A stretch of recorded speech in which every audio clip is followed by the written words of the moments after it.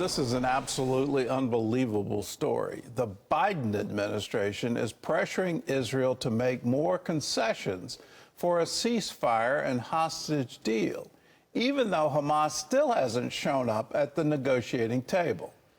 And now the terror group's leader is insisting Israel give him a personal guarantee. CBN's Chuck Holton explains.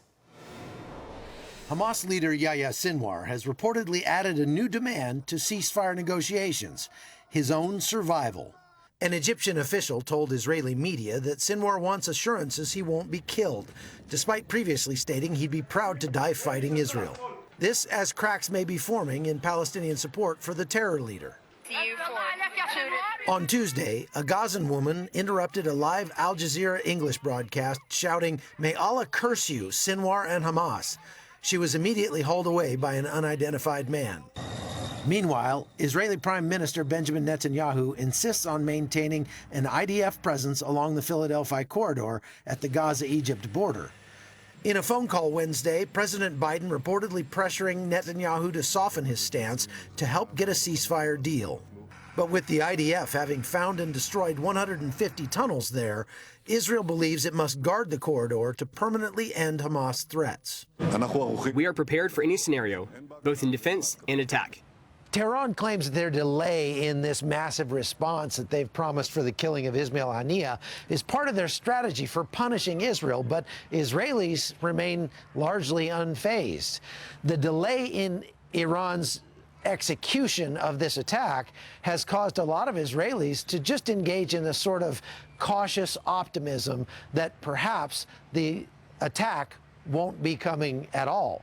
Nevertheless, some are continuing to prepare while others are just going about their daily lives. As the war continues, the outgoing head of the Israeli military intelligence gave an address about the October 7th intelligence failure.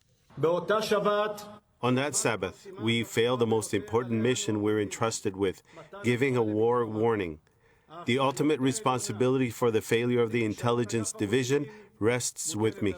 As Israel deals with the aftermath of the October 7 attacks and still faces threats on all sides, the United Nations takes little notice. Israeli Ambassador Gilad Erdan criticized a new UN exhibit that highlights global victims of terror, but omits any mention of Israeli Jews or the October 7th attack. There's not a single mention of any attack carried out by Palestinians against Israelis.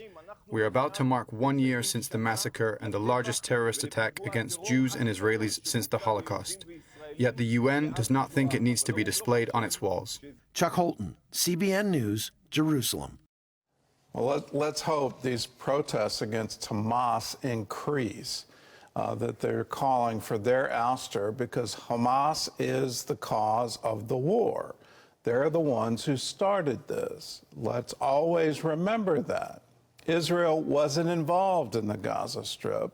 They weren't involved at all. They had withdrawn years before.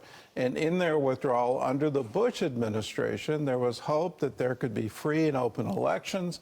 And in those elections, the Palestinian people would choose democracy and liberty. All of those things were the hopes. What did the Palestinian people do? The people in Gaza elected Hamas as their leadership. And now they're suffering the consequences of that choice, and they're saying, we don't want this anymore.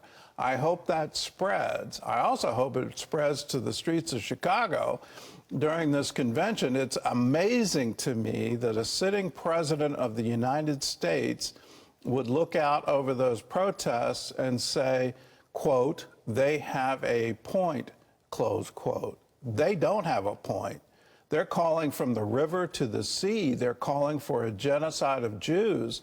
If you as president are going to say they have a point, please, you've got to be kidding. We have vowed never again another Holocaust, never again on our watch. And here you're saying they have a point. They don't. Their point is we will repeat October 7 again and again and again until Israel doesn't exist. Well, let's take them at their word. Let's stand against it. Let's stand resolute and firm that no, you don't get to do this. You don't get to do this in the modern world. This is absolutely horrific. if we can't call it for what it is, I'm just astounded that any politician would take that position.